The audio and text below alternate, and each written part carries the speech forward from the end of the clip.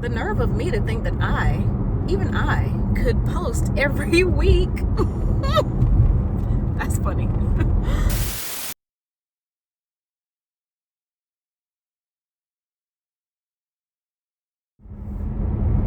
Hey friends, it's Suni B, future FNP, and I am back with another video. As you can see, I am recording from my car. Why am I doing that? Because it's been so long since I posted. The nerve of me to think that even I, could post every week. That's funny. If you watched my last video, you probably saw that my plan was to post weekly updates, but that has not happened. And you know the problem, I'm gonna tell you what the problem is. It's me, okay? Because I am such a perfectionist, and if the video is not perfectly the way that I want it, then I'm gonna start over. I'm gonna keep starting over. In fact, I actually started making the next video last week or the week before that, but I was irritated with the lighting, irritated with my hair, irritated with everything, and I just said, you know what, no. I'm gonna insert that right here.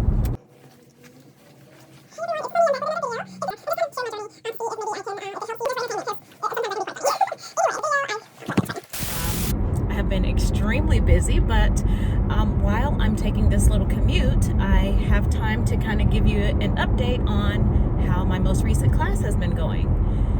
We are in week 7 of 8.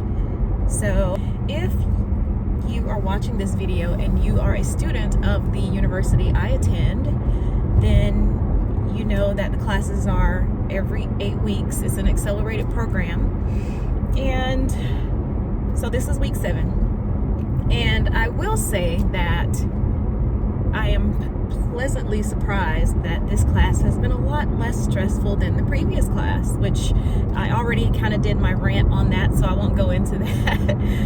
But one of the main things I've noticed is that the classwork is significantly less, and that is likely because I'm assuming that it's because there is a clinical rotation element added as well. So you have to have time to do the clinicals, and the only week that I can say there was a lot going on was week 1, because I think there were a total of like 6 assignments, including a pre-clinical readiness exam called the CEA exam, and it stands for something that I can't recall at the moment, but that is something new that was introduced to this class. I think the classes after this one already do this, but apparently, from what I heard, it's the first time this particular class had to do it.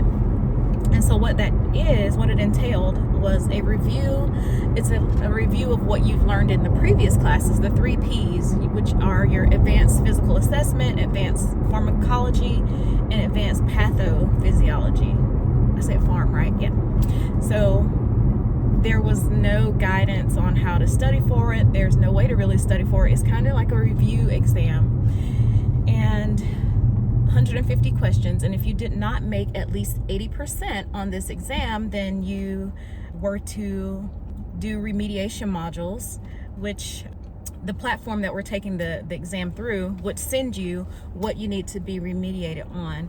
And thankfully I made an 84, and then they added some points back, so I ended up having a 90. Somehow that they're doing the scoring with the exam. So thankfully I didn't have to do those remediation modules, because if I did, then I would have been extremely more busy than I was. So with the clinical rotations, I have 2 preceptors, one of which I picked up around week 3 because my primary preceptor has other students and her time was extremely limited, and she was not available in the first week, so I kind of got a slow start on my clinical hours. And for this university, we have to do 125 hours of clinical in 8 weeks, and you do not get credit for the time that you're there. You only get credit for patient-facing hours. So what we do, sorry y'all, I gotta turn. Okay.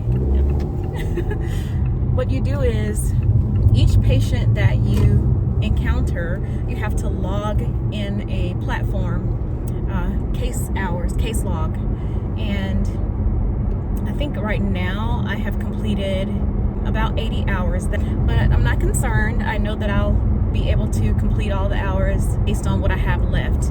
And so this class ends next Saturday. I have until then to finish up my hours, which I know that I will. One thing that I have been enjoying with the clinical rotation is that we have an opportunity to practice being a nurse practitioner with hands-on experience and learning how to create your differential diagnoses and how to prescribe. You're learning how to provide patient care from a different aspect, and you see a lot of chronic disease management and also a lot of annual physicals. There have been some exacerbation of conditions and so forth, asthma exacerbations or COPD, but my secondary site is primary care and also urgent care. So I've seen patients from the age of 7 and beyond.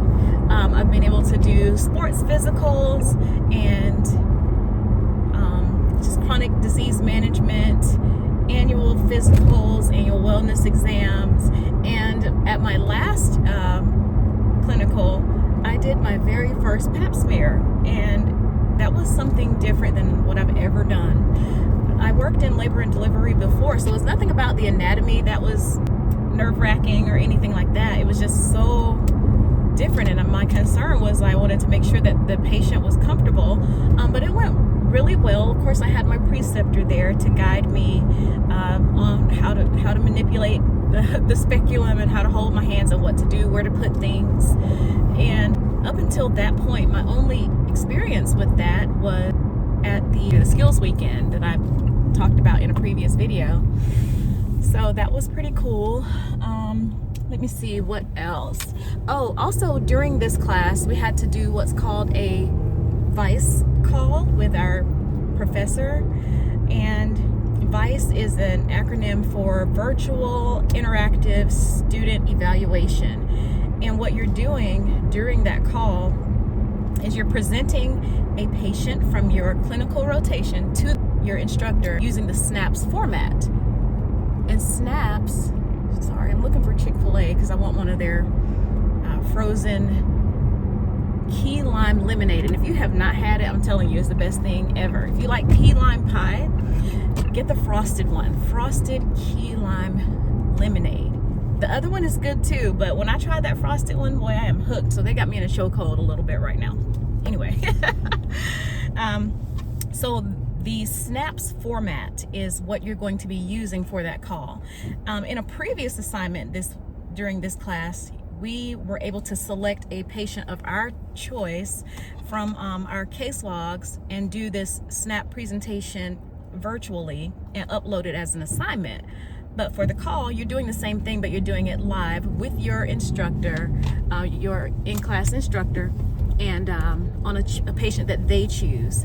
So the SNAPS format it's something that is used across all universities in the medical and healthcare field. And so SNAPS is a mnemonic for summarize. So you're going to summarize the patient. You're going to give your summary of this patient and their condition, why they presented, and then the N in SNAPS is for narrow. You're going to narrow your differential diagnosis, give a background. You analyze and talk about why you selected those diagnoses. And then one of the P's is for probe the preceptor. You're supposed to talk about how is this Chick-fil-A set up? This is so weird. Y'all bear with me, I'm sorry. But probe the preceptor. What kind of questions did you ask to the preceptor about the patient to get an understanding of their condition and all of that? And then the other P is for plan management. You talk about how you managed your plan. What is your plan for that patient? What did you prescribe, if anything? What types of therapeutics you did for the patient? And then the S, the last S is for self-directed learning. So you talk about what kinds of things that you want to learn about the patient or about providing care as an NP. What's your self-directed learning topics? So that was pretty cool. Of course, I was nervous just because there's no way to prep for it, because you don't know which patient they're going to choose until you're on the call. And so they give you time to go and look up your patient, and she asked me, do you remember this patient? I was like, yeah, I actually do. And they try to find someone, you know, one of the recent ones that you saw, so that you're not having to reach back and try to remember. But that was cool. And I do appreciate that there has been significantly less classwork. We do have quizzes every week, but that's just like a quiz on the material that we're learning for that week. So it's nothing that you don't know. In week 1, we had several assignments, the quiz, also that test that I mentioned, a couple of other assignments. I think there was a discussion, but keep in mind, if you are a student of this university, they do sometimes change the format, they do change things, so some of these things may or may not apply when you get to this class. But this is just kind of an overview to try to let you know what to expect if you are a student of the university I mentioned in a previous video. So now I'm actually headed to, just to let you know, I'm also a visiting professor for this university. So I have students of my own. I'm going to visit some of my students right now.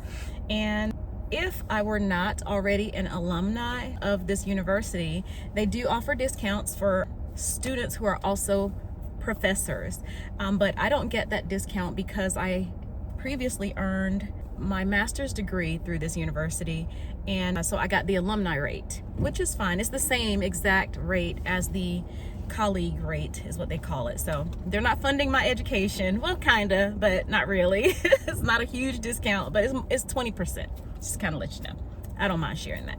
But yeah, so just looking forward now to the final exam, which is next week. And this week, all I have to do is my quiz. So, which has given me a lot more time to do clinical hours, which I'm happy about, to kind of get caught up and make sure that I make that 125 requirement. So I apologize for this impromptu in the car post, but if I didn't do it, it probably would have been delayed even more. I hope you enjoyed this video. Please leave comments below, like, subscribe. Let me know the types of videos that you're interested in. I do plan to do an updated video of the physical assessment video because it's been very helpful for people, and I want to be able to pause and kind of go through each section to kind of let you know what they're looking for and make sure that you're doing the assessment properly. If you're interested in that, let me know. And I can also do a mock VISE call for you all if you'd like me to do that, just so I can pause and kind of talk about what they're looking for in those areas. But anyway, sorry, my video cut off on me because someone was calling me. It cut off before I could say, I hope you enjoyed this video and have a great one, and I'll see you in the next one. Thank you.